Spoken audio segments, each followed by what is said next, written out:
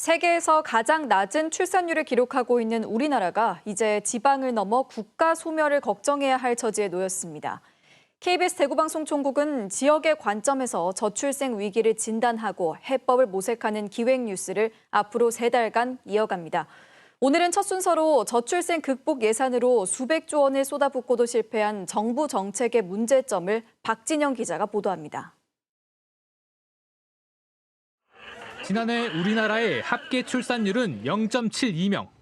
가임기 여성이 평생 단 한 명의 아이도 낳지 않는 겁니다. 이 같은 저출생 현상은 이미 20년 전부터 예견됐던 상황. 정부는 2005년 대통령 직속 저출산 고령사회위원회를 출범하고 인구 감소를 막기 위해 천문학적인 예산을 투입하기 시작합니다. 정부가 앞으로 5년간 30조 원을 투자하기로 했습니다. 지난해까지 17년간 공식적으로 투입한 저출생 예산만 280조 원에 이릅니다. 하지만 한동안 유지되던 합계 출산율은 2018년을 기점으로 한 명 아래로 떨어지며 곤두박질 치기 시작합니다. 저출생 대책을 총괄 지휘하는 컨트롤 타워가 없는 데다 예산도 정부 부처별로 중구난방 집행했기 때문입니다.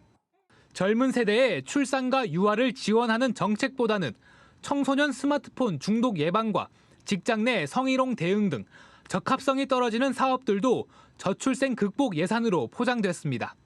한국개발연구원은 실제 지난해 저출생 예산 47조 원 중 핵심 대응 사업은 23조 원에 그친다는 분석을 내놓았습니다. 정책이 겉도는 사이 출산율 반등 기미는 보이지 않습니다. 연간 혼인 건수가 3년 연속 20만 건을 밑돌고 있고 첫 출산 평균 연령도 33세로 OECD 평균보다 4살이나 많습니다. 결국 정부는 부랴부랴 저출생 전담 조직을 만들기로 했지만 정교한 문제 인식과 정책 설계가 우선되어야 한다는 지적이 나옵니다.